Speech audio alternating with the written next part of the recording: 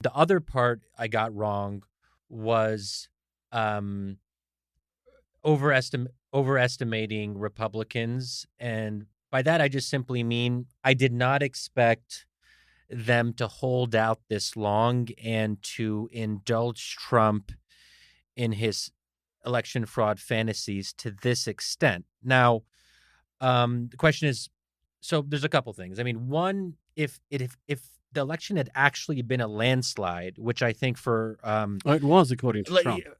yeah, right, exactly. And it was in some sense a very clear victory on the popular vote, but I'm talking here that if it hadn't hinged on tens of thousands of votes in 3 or 4 states, and if the margins were considerably larger, as I think a lot of pollsters had predicted, and almost all pollsters had expected, a larger scale victory. In that case, I think it would have been very hard for Republicans to put up with the charade. The problem is when the like when the vote totals got very close, they felt like, oh, it's close enough. We know it's not true, but let's indulge him. People like Mitch McConnell, who's extremely cynical, and who I think is I'll just be straight up. I think he's a really bad person. I'm not even sure I would call him a small d Democrat. Maybe now he's presenting himself in that way, and we can, talk about the implications of his speech on the Senate floor. But these are people who are more cynical and more spineless than I had given them credit for.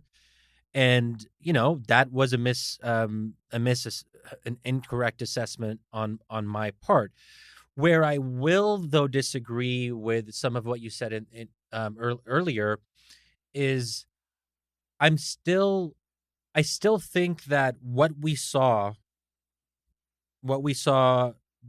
this week shows us a certain resilience in our institutions. And I know some people will hear that and say, Shadi, are you serious?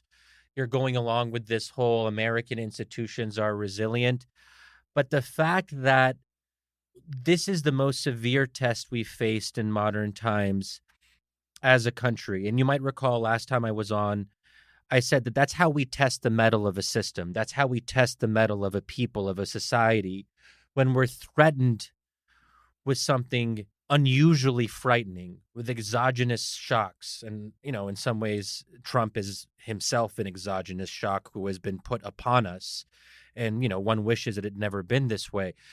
But I think what we're seeing now is a rallying behind our institutions, not as much as we might like. In the House, the Republicans in the House are a bunch of clowns, and I don't even know how to interpret. I don't know who these people are, um, and we can sort of like put them to the side. That's the part of the Republican Party that is perhaps irredeemable, unless they find a way to change pretty damn quickly.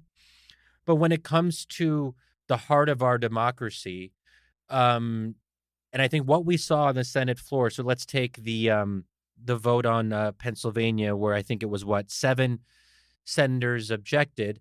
That's too much, and I was never on the Hawley train. I found some of what Hawley had said on like antitrust stuff and some of the economic populism to be intriguing, but luckily I never got into the mode of sort of pretending that he was some principled person.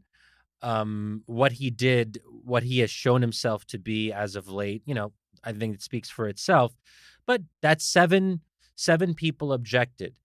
The clear majority of Republican senators rallied behind American institutions on the Senate floor after what they saw with those people storming into the Capitol, when they saw what Mitch McConnell called an insurrection. To his credit, as bad as a dude he is, he at least called it for what it was.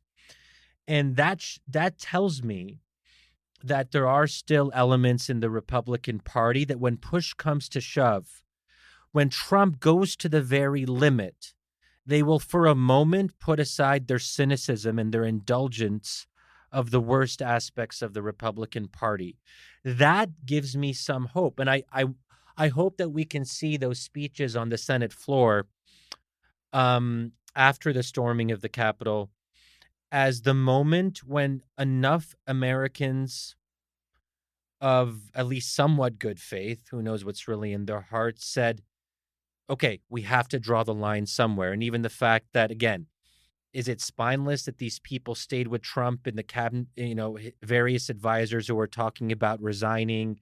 The Deputy National Security Advisor Pottinger, I believe, has resigned or is trying to resign or whatever it might be. But could they have done this earlier? Yes. Did they wait until the very Here's end? my answer to that. No. Because they're not in control. The base Republicans are in control.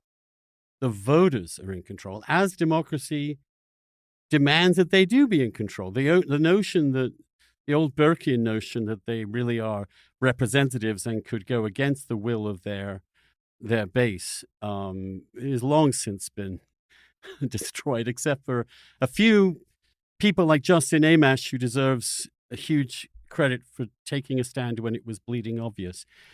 There's been a Snap poll that shows that that more Republicans supported storming the Capitol than didn't.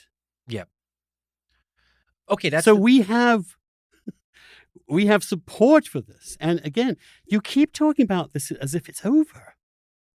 Oh. This is just stage one.